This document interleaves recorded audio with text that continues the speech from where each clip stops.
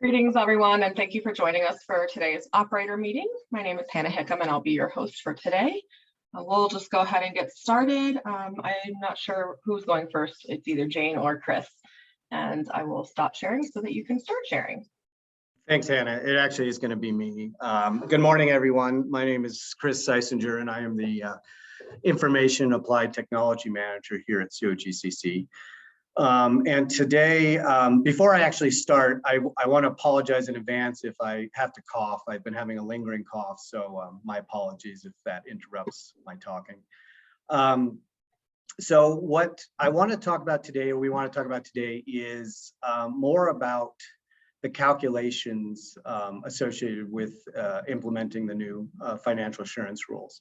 And what I'm going to do is go through some slides that show in detail the workflow that we are using for the automated calculations that will be part of the Form 3 and Form 1B. And I'll go ahead and share my screen now.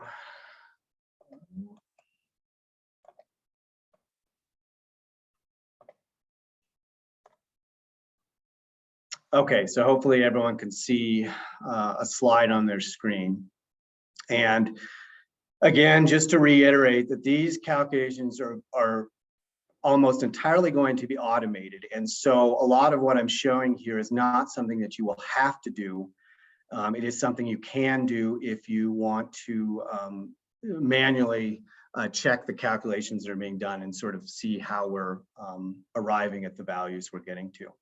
And these calculations, like I said, are going to be part of the Form 3 and Form 1B.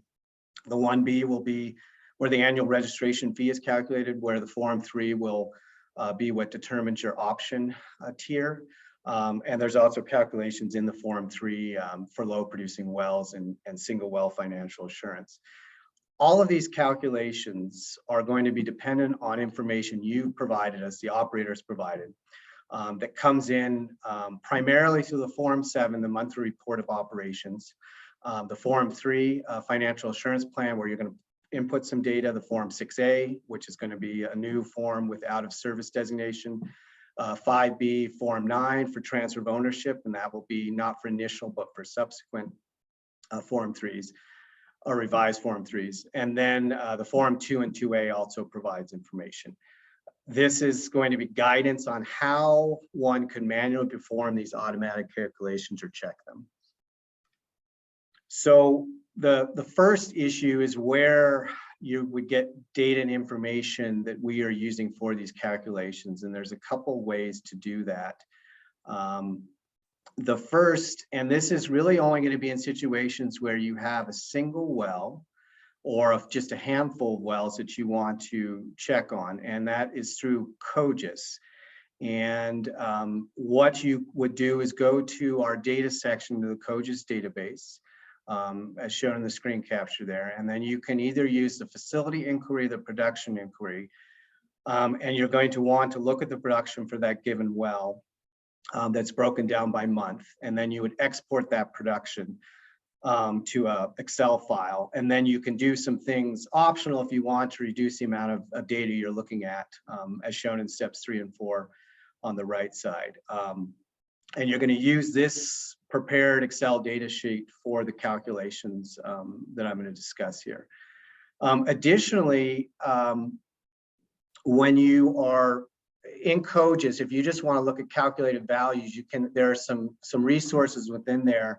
You'll see some buttons that talk about viewing BOE, MCF, GOR calculations. And you can click on one of those just to see what the monthly calculation will be, or if you're looking at an operator, what the gas to oil ratio, GOR, for that operator is.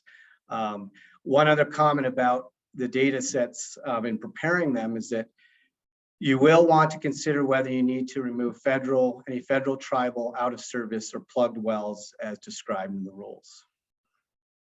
So the second method, and this is going to be what the vast majority of people would want to do, is to be looking at a bulk download. And for those of you not familiar, we have in our data download section under production data, if you scroll to the bottom, we have all the production reports received by year. This is essentially the raw production information that we receive on Form 7s. And what you're going to want to do is download the production data, production report for the current year and the previous calendar year so that you can encompass the entire previous 12-month window that you're going to need for the calculation. Once you've downloaded these CSV files, you combine them into a single spreadsheet. And you'll probably want to add the CSV header file, which you can get to in the data dictionary link at the top of that grouping. Again, you would, in this case, definitely probably want to reduce the data volume by filtering or removing all of the years prior to the previous calendar year and current year. And then there's a whole bunch of columns you can also remove, which are not necessary for the calculations that I'm about to show you. One other comment is in dealing with the raw production data, because of the way it's received, there can be revised Form 7 sent for a particular month, year, formation sidetrack. So if you find a duplicate and you want to check, you will keep only the most recent report that was submitted, and that's can be assessed based on the accepted date. So the most recent accepted date. Once you've done all that, you'll have a data set, again, like in the first other method, where you can use for the calculations. So the first calculation is the annual registration. This is on the Form B. And in all of these slides, I'm going to go through these calculations. You're essentially starting from those prepared data sets from the Form 7 data. And so in this case, what you want to do is query the COGCC Form 7 data by operator. And this is going to be for the previous calendar year. And with that, we're going to do two things. And you're going to see these same two things you're going to need to do for most of these calculations. And the first one is to calculate the aggregate GOR for the operator. And to do that, you're going to sum the total of the operator's oil and gas production. And again, in this case, it's for the previous calendar year. You'll divide that total gas production by the total oil production, multiplied by 1,000 to get your the operator aggregate GOR. And then depending on what that aggregate GOR is, if it's less than or equal to 15,000, you're going to need to use BOE thresholds. And if that aggregate GOR is greater than 15,000, you're going to use the MCFE thresholds. Then once you've done that, you're going to want to calculate the average daily per well production. And as described in the rules, they're very explicit about how you're going to get your average daily per well production. And what you would do is basically total up all of the production for that calendar year, previous calendar year. You're going to want to convert it to BOE and MCFE using those formulas you shown in step 5. You'll then sum all of the oil and gas production from step 5 to get your aggregate production for the calendar year. And then finally, you're going to divide that production by 365 or 366 if it happens to be a leap year, and then divide further by the total number of operators' existing wells as of December 31st of the previous calendar year. And that's going to give your average daily per well production, which then you'll see that if you're less than 15 BOE, you're going to be at $125 per well. And if you're greater than 15 BOE, $225. And for MCFE, it would be 22. One thing to note about this fee is that you're only going to be paying the fee on, you're going to exclude tribal wells, plugged wells, and any active permits not yet spud. So keep that in mind.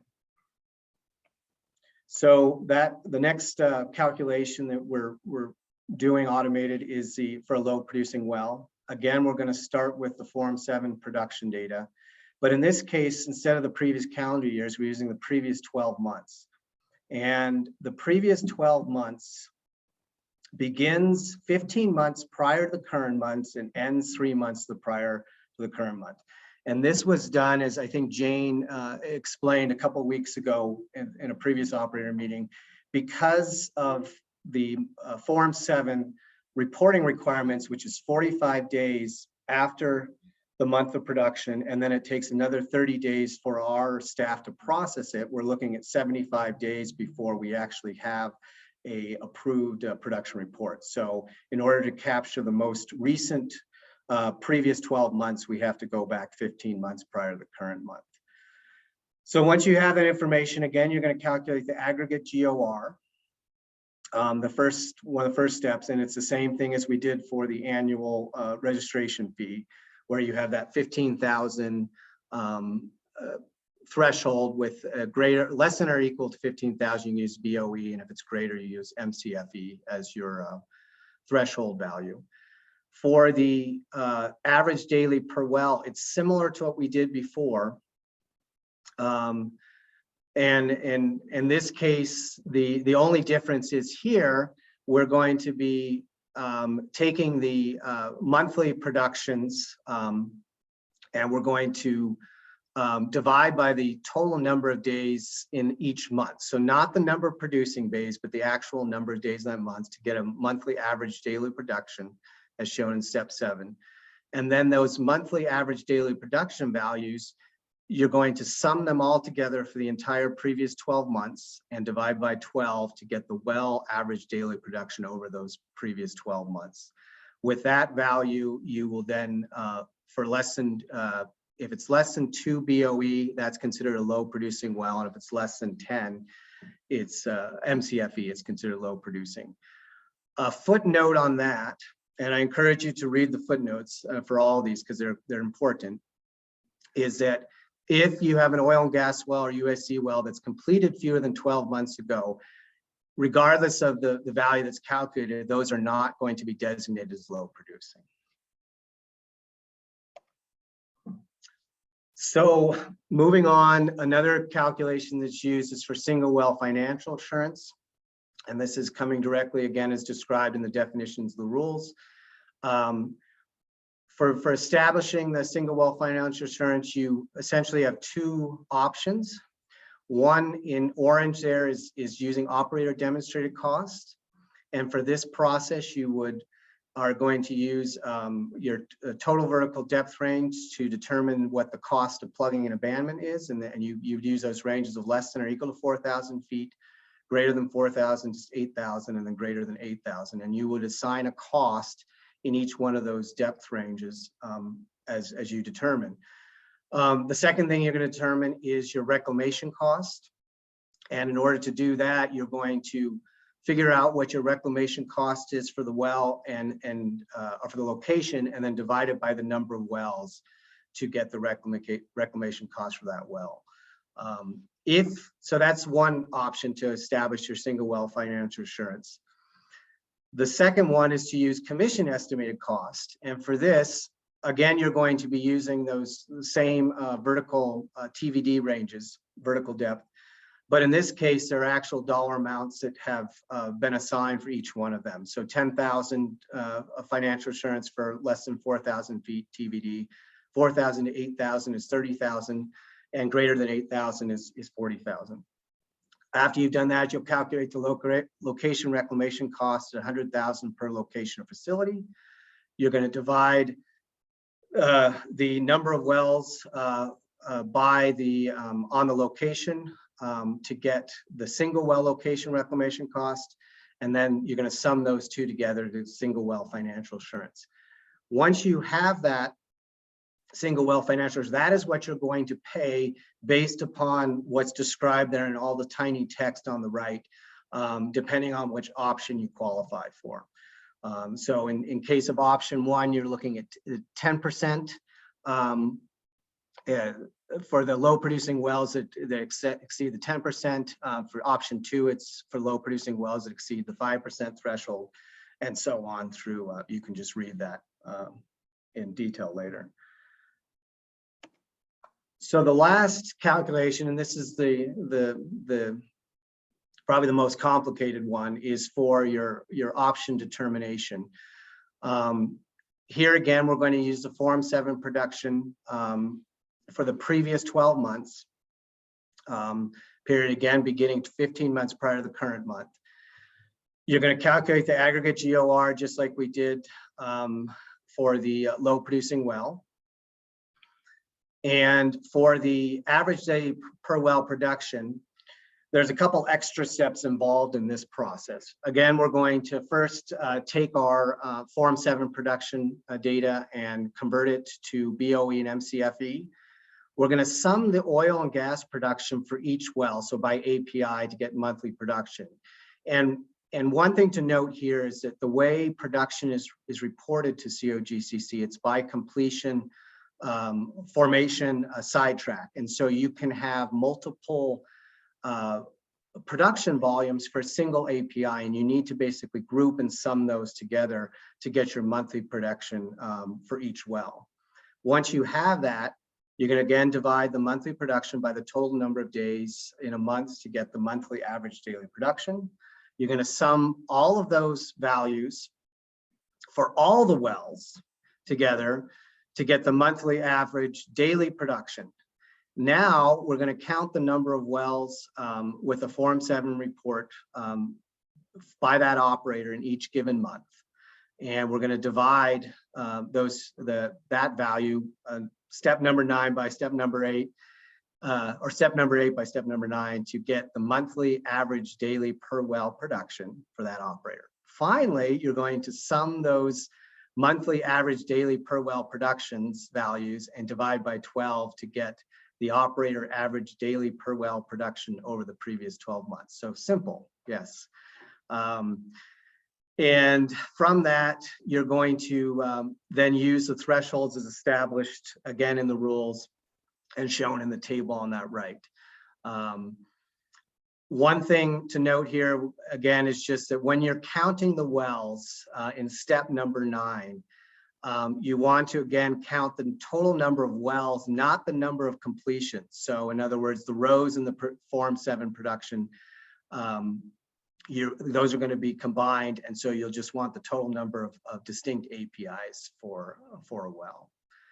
So that is a overview of all of the calculations, and this is really being put out there for you to digest and try and understand as far as how the rules are set up.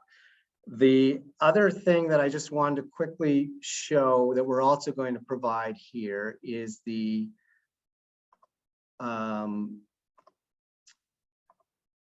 we have some information about what is to be included in the calculation, and this was done after conversations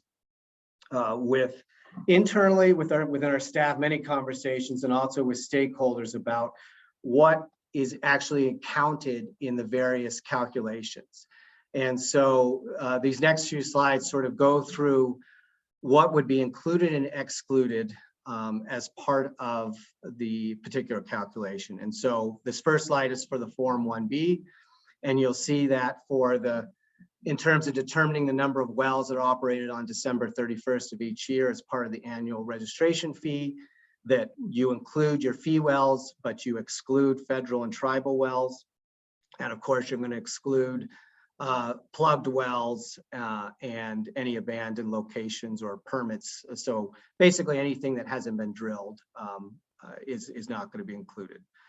Let me go to the next slide. So here shows some more calculations associated with the Form 3. I'm not going to go through each one of these, but again, this is for you to digest what we see as being included and excluded as described in the rules. And here's the last one more, again, associated with the Form 3 for wells on a location and wells plugged. So that is all I had to share. And I think at this point, we'll just welcome questions on some of this. We realize this is a lot of information to digest. And again, this is designed just to, we really want to get this information out to you all so you can start to understand how this process will work. Great, thanks, Chris. I believe we only have one question so far. Do we have an ETA for the Form 6A? So that's a good question, Jane. Do you know what the latest is? We're testing it. I hope that we can get it out either by the end of this week or the first of next week. Great, thanks, Jane. That's the only question we have so far, but folks can keep chatting their questions in. I'll put my slide with the next meetings up.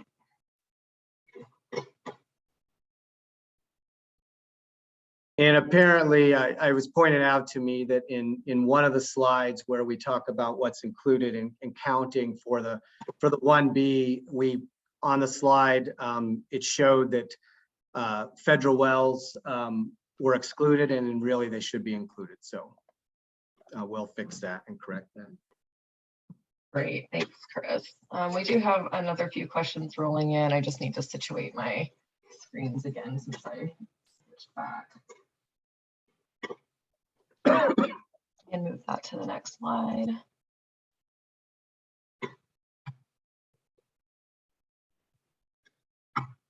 There we go. Okay. This question may be more relevant for later in the presentation. If an operator is replacing its current bond with the new bond, the surety provider may need proof of release of the old bond or COGCC commitment to timely release before a new bond may be issued. In this situation, how will the COGCC account for the timing of release of a current bond, approval and payment of the new bond, and working with the surety provider to provide all necessary evidence and avoid a situation of either A, not being covered by a bond, or B, being in effect double bonded?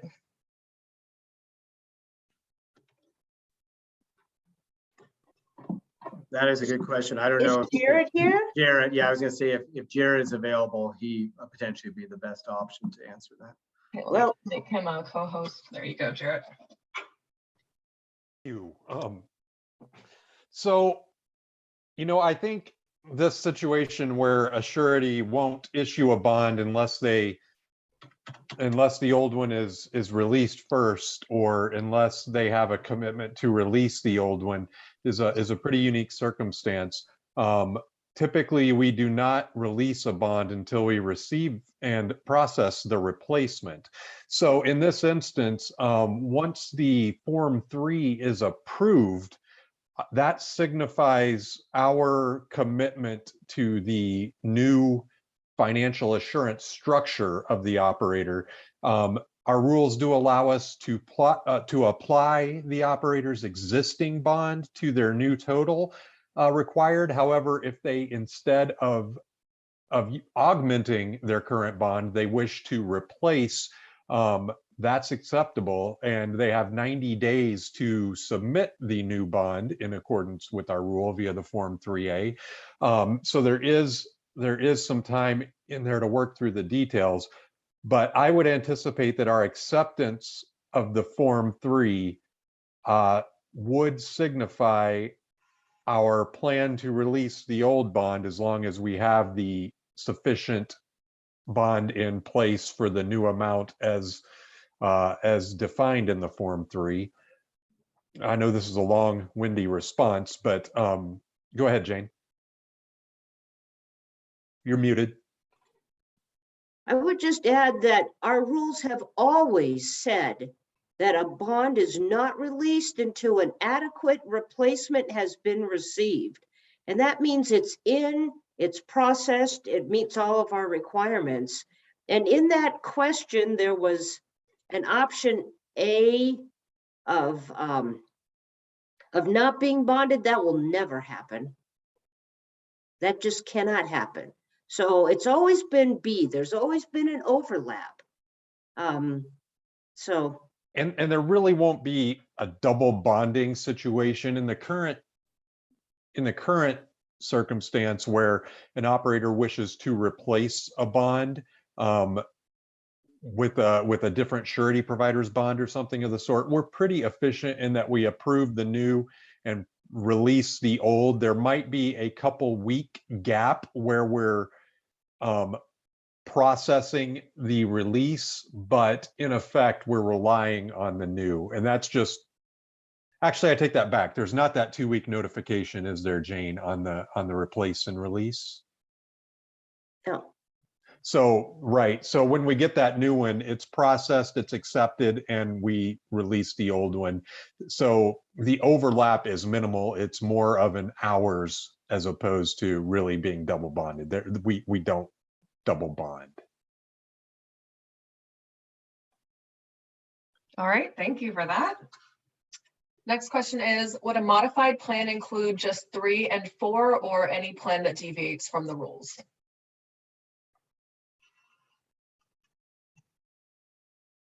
I'm not sure what a modified plan, if you're talking about revising your plans, filing a revised Form 3 for change of circumstance or annual review, it would be whatever option you qualify for, you're eligible for, and that you wish to pursue. And you cannot have a plan that deviates from the rules. I'm not sure. Maybe you could add some clarification to that question, whoever entered that one. Great, thanks, Jane. The next question is, on the new Form 27 changes on financial assurance, do we have to fill out in the 27 initial? Because no error is presented if it is not filled out, but the 27 sub does show an error. We don't want to submit an initial though, without it if it is going to be returned. Can you clarify this, if this section is required on the initial as well as the subsequent?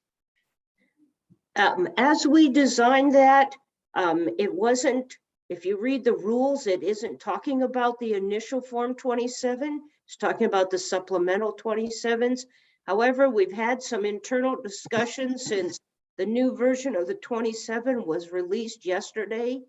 And I'm actually waiting for Greg Duranlo, the environmental manager, to return to the office tomorrow, and we'll hash through that and we'll provide some guidance. So watch the website for some sort of an announcement with details about the revisions to the Form 27.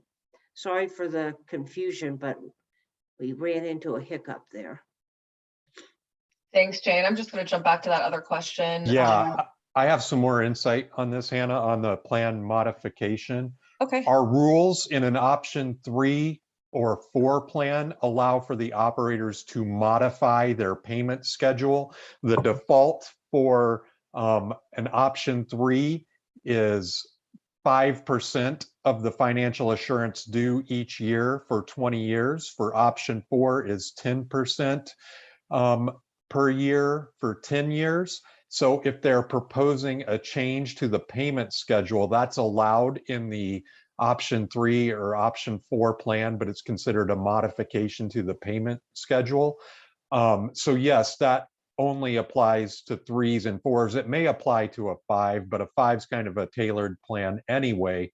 Whereas the options 1, 2, and 6 don't have a time schedule for contribution. The anticipation is that the contribution is all at once as opposed to over a duration. I hope that helps. They said perfect, thank you. So I think it did. And jumping back to this other question, well, not back to you, but to a new question. Are we doing these calculations to check the automatic calculations on the form as a check, or is our CA? I think we might need more clarification on that one, sir. Yeah, when you say your CA, meaning accountant, or because you don't have to do any check on them. This was just providing a method for someone to do so. But again, the calculations will all be automatic. When you actually fill out your Form 3 and 1B, you'll see what is calculated automatically. And again, it's based upon the information that we have in our database.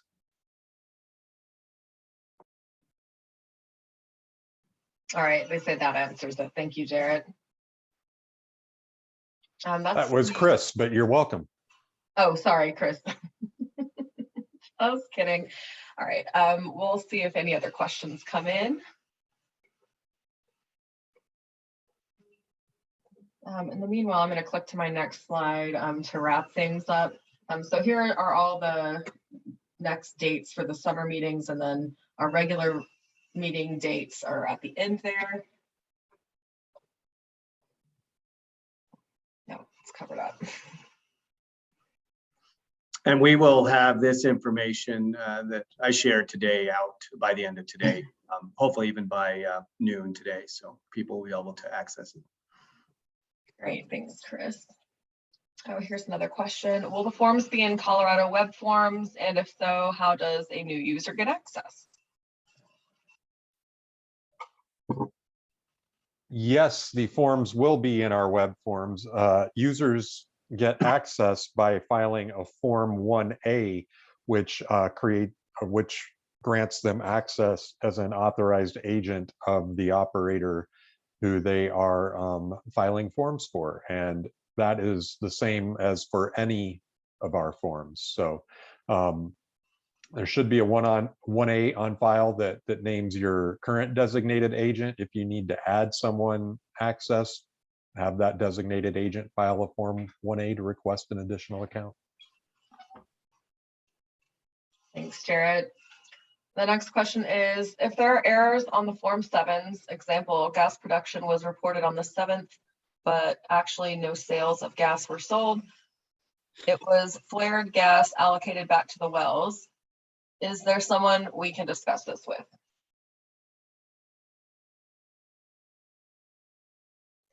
Well, I'm a little confused. It sounds like there was production. It wasn't sold, Yeah. but we're using production metrics, not sales metrics. So I'm not sure. But to answer the question, if there is a dispute or issues with what has been reported to us previously, absolutely, you can talk to our production group about any problems or issues with that. And ultimately, if necessary, you may need to submit a revised Form 7.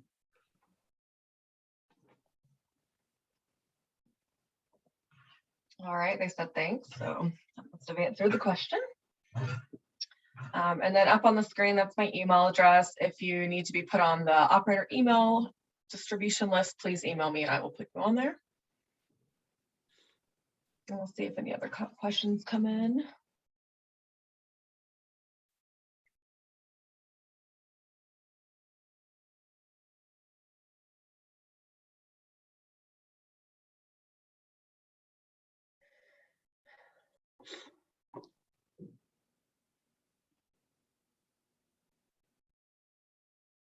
It'd be cool if I could see if people were typing, then we would hang on a little longer. I think let's just go ahead and wrap it up.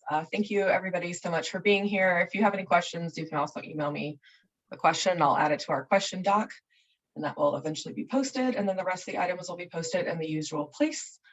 Thank you everybody for being here and I hope you have a great day. Thanks, Hannah. Thanks, Hannah. Thank you all.